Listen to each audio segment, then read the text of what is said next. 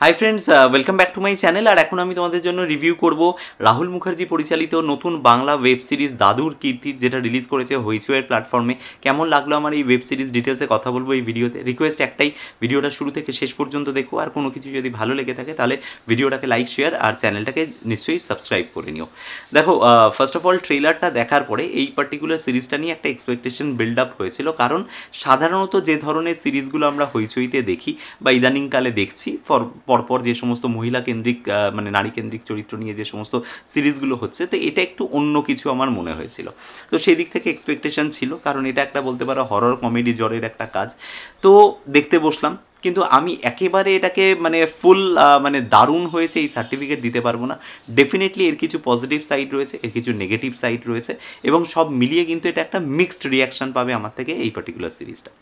গল্পটা হচ্ছে এরকমই যে বোলপুরে বেসিক্যালি একটা মানে বলতে পারো যে একটা প্রাসাদ সম একটা বাড়িতে বসবাস করেন একজন মানে বৃদ্ধা, এবং তাদের পরিবার আর কি, তাদের ছেলে মেয়ে নাতি নাতনি, এরা সমস্ত কিছু এরা সবাই বাইরে থাকে, কলকাতায় থাকে, বিভিন্ন কাজের সূত্রে তারা বাইরে থাকে। এই প্রধান দুই চরিত্রে অভিনয় করছেন অনুষাদি এবং পরান্দা, এবং এদের বাদবাকি পরিবারবর্গ, যার মধ্যে ধরে নাও এখানে শান্তিদা একটা ছেলের চরিত্রে প্লে করেছে, এখানে তোমার চান্দ্রিদি মেয়ের চরিত্রে প্লে করেছে, এবং তোমার এখানে আভেরি দি একটা মেয়ের চরিত্রে প্লে করেছে, এবং এরকম আর কি এদের পরিবার রয়েছে আর কি। তো এই পরিবারের মধ্যে বেসিক্যালি বাবা তাদেরকে ডাকে, ছেলে মেয়েদেরকে, এটা তোমরা ট্রেলারেই দেখেছো যে আমার শরীর খারাপ, এবং তারা গিয়ে পৌঁছয় আর কি। এরপরে তাদের সাথে বিভিন্ন ধরনের অ্যাক্টিভিটিস চলতে থাকে আর কি। এবার সে তার সাথে কার সাথে কী ঘটে না ঘটে, এই নিয়েই মূলত হচ্ছে গল্পটা। তো এর থেকে বেশি গল্প বলবো না, তার জন্য হইচইয়ের এটা প্ল্যাটফর্মে রয়েছে 6টা এপিসোড, তোমরা চট করে দেখে নিতে পারো। মোটামুটি 3 ঘন্টার মতো run time overall. Positive side যদি কথা বলতে হয়, তাহলে পজিটিভ সাইড হচ্ছে যে এর যে ন্যারেশন স্টাইলটা সেটা খুব মজার, মানে সেটা আমার বেশ ভালো লেগেছে।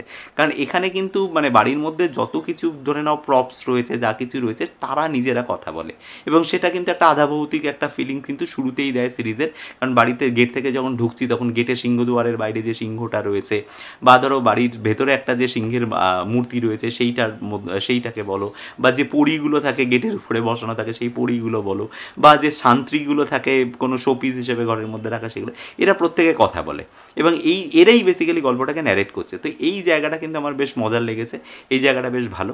এবং দ্বিতীয় যেটা বলবো সেটা হচ্ছে যে এই পার্টিকুলার গল্পের মধ্যে কিন্তু মানে এটা যতই আর কি গুপ্তধনের গল্প বা বলতে পারো যে এটাকে হরর জনের মধ্যে ফেলা হোক না কেন, এটা বেসিক্যালি কিন্তু একটা পারিবারিক মেলোড্রামা, এবং সেটা কিন্তু লাস্টে গিয়েও মানে আমাদের ডিরেক্টর তিনি কিন্তু সেটাকে অ্যাকনোলেজ করেছেন, এবং সেইটা নিয়ে কিন্তু একটা খুব মজার গানও রয়েছে, যেটা দিয়ে অ্যাকচুয়ালি সিরিজটা শেষ হয়। তো এই যে মেলোড্রামা ব্যাপারটা কোথা দিয়ে আসছে, যে প্রত্যেকটা সম্পর্ক, এখানে যে ছেলের সাথে বাবার সম্পর্ক, বা দাদুর সাথে নাতির সম্পর্ক, বাড়ির পরিচারকের সাথে বা তোমার বাড়ির মানে একজন কর্ত্রীর সম্পর্ক, এই সমস্ত সম্পর্কগুলোর কথা বলে, এবং সেই সম্পর্কগুলো না প্রত্যেক কটা ঘেঁটে রয়েছে, এবং সেই প্রত্যেকটা সম্পর্ক এখানে এসে জোড়া লাগে বা লাগে না, কি হয় এদের সাথে, এইগুলোই মূলত 6টা এপিসোডের মধ্যে দেখানো হয়েছে, যেটা মেজর রোল প্লে করছে। এবং যেটা মানে বলতে পারো যে ছবির ট্যাগলাইন বা যেটা দেখে প্রথমে মনে হয়েছিল ট্রেলারটা দেখার পরে, সেটা হচ্ছে যে ছবিতে একটা হরর একটা কিছু রয়েছে, এবং ছবির মধ্যে একটা বেশ কমেডি থাকবে, সেটা কিন্তু একটা প্যারালাল গল্প হিসেবে চলতে থাকে। তো এই জায়গাটা বেশ ভালো, এই যে গল্পের মধ্যে একটা সেগ্রিগেশন আছে, এই জায়গাটা খুব ভালো।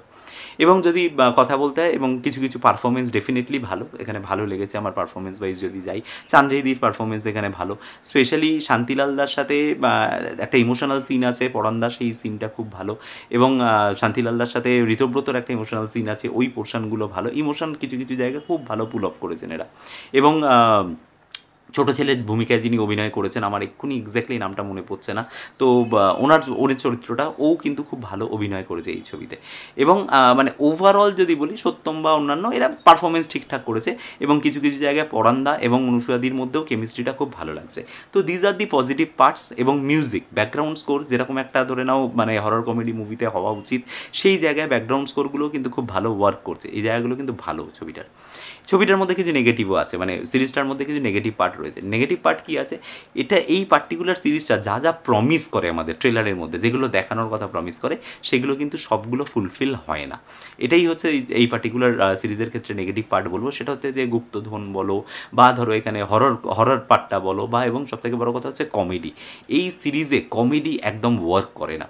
এই সিরিজে কিন্তু অনেকগুলো জায়গা ছিল এবং কাঞ্চনদার মতো অভিনেতা ছিল যেখানে কিন্তু কমেডির কিন্তু অনেকগুলো স্পেস ছিল, সেই স্পেসগুলো কিন্তু একেবারেই ওয়ার্ক করে না। যেখানে কমেডিগুলো করার চেষ্টা করা হচ্ছে, সত্যমকে দিয়ে করানোর চেষ্টা করা হচ্ছে, আরও অন্যান্য আর্টিস্টকে দিয়ে করানোর চেষ্টা করেছে, সেটা কিন্তু একদমই ওয়ার্ক করছে না। এবং সেকেন্ডলি যেটা বলবো সেটা হচ্ছে যে হরর, এই হরর পোর্শনটাও কিন্তু খুব একটা ভালো ওয়ার্ক করছে না। এই দুটো জায়গা কিন্তু একটু উইক লাগছে এবং সেটার তুলনায় কিন্তু ড্রামা পোর্শনটা অনেক বেশি। তো এই তিনটের যে আমি যেটা প্রথমেই বলছিলাম যে ড্রামা পোর্শনটা ভালো, কিন্তু ড্রামা পোর্শনটা অনেক বেশি, কোয়ান্টিটিটা অনেক বেশি, সেটার কম্প্যারিজনসে কিন্তু এই হরর আর কমেডি এই জায়গাটা কিন্তু অনেকটা কমে গেছে, যে কারণে এটা প্রপার ব্লেন্ডিংটা মনে হচ্ছে না। গল্পটা কোনো একটা জায়গায় গিয়ে ধরো 6টা এপিসোডের মধ্যে 3-4টে এপিসোড দেখার পরে মনে হচ্ছে যেন গল্পটা সামহাও কোথাও এগাচ্ছে না। তারপরে আবার গল্পটা 5th and 6th এপিসোডে গিয়ে কিন্তু একটা পেস পাবে, সেখানে একটা ঘটনা ঘটবে ছোটো ছেলের সাথে, তারপরে গল্পটা কিন্তু একটা পেস পাবে। কিন্তু সেইটা প্রথম 4টে এপিসোডের ক্ষেত্রে কিন্তু হয় না, মনে হয় যেন গল্পটা একই জায়গায় ইভলভ করছে, আর এগোচ্ছে না, এবং that is just because of the ওই ড্রামা পোর্শনটা অনেক বেশি বলে। এখানে কিন্তু কমেডি এবং সাথে যদি হররের পোর্শনটা যদি ওখানে থাকতো, ওই 4টে এপিসোডের মধ্যে যদি অ্যাডিকুয়েট কোয়ান্টিটিতে থাকতো, তাহলে কিন্তু এই মনে হওয়াটা হতো না। তো এটাই হচ্ছে একটা জায়গা যেখানে আমি বলবো যে রাইটিংয়ের জায়গা থেকে একটুখানি আমার মনে হয়েছে এই জায়গাটায় উইক।